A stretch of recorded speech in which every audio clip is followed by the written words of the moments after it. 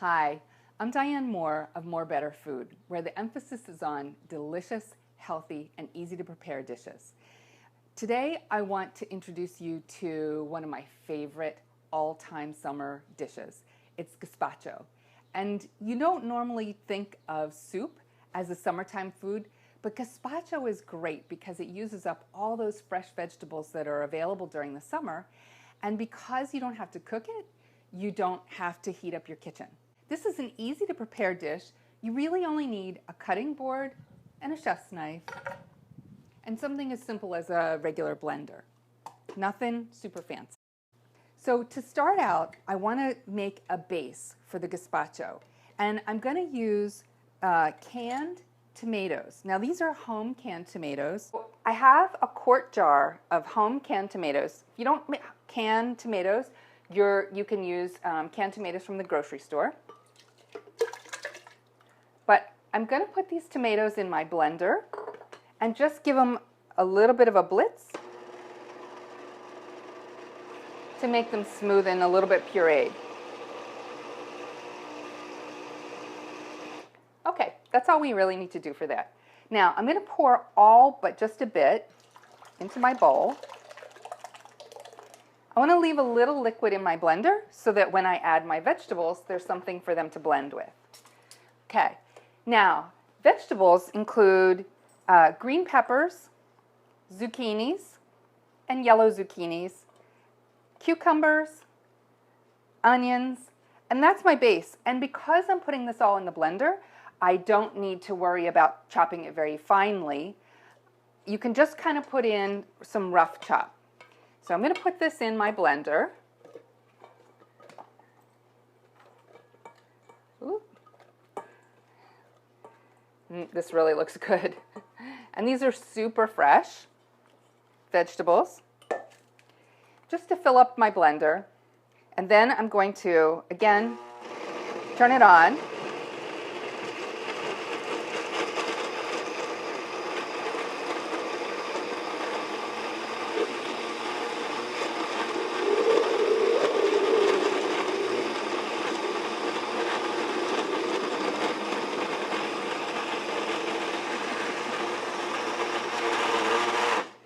And really just blend, ooh, watch out for that. And really just blend until it's got kind of a thick consistency. Now, it doesn't look very red at this point, but that's okay. You don't really need it to be super red. And a little trick to keep it from splashing too much is to put a spoon in the way as it's pouring so it doesn't pour out so quickly. So here we've got a little bit of the tomato base, and then this almost like slushy-like consistency of pureed vegetables. And then what I want to do is add some herbs to my blender. So I'm going to put in some very fresh parsley that I just, again, roughly chopped. I'm going to add the juice of 1 lemon. And then I'm also going to add the zest of that lemon, too, which I just had on a little bit of wax paper here. And I'm going to add the juice of 1 lime and the zest of 1 lime. And now we're going to get a little bit crazy. We're going to put in some spices. So I've got some jalapeno, which again I've roughly chopped, and some garlic. I'm going to put that in. And now I'm going to add just a little bit of water, just to kind of thin it out a bit. To that, I'm going to add some fresh ground pepper, about a teaspoonful, and some salt. And this is sea salt. I really like sea salt for not only its flavor, but the minerals that it adds to your dish as well. And that's about a tablespoon worth of sea salt. So again, I'm going to put that in my blender, and I've added just a bit of water, probably about a cup of water, just to kind of help things blend and thin it all out. And again, I'm just going to blitz that up.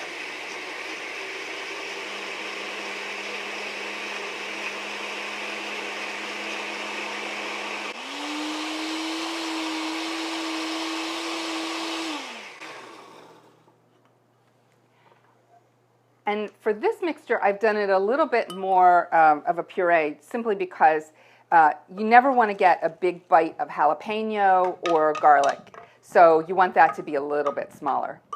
Okay, so now we have a pretty good basis for our soup.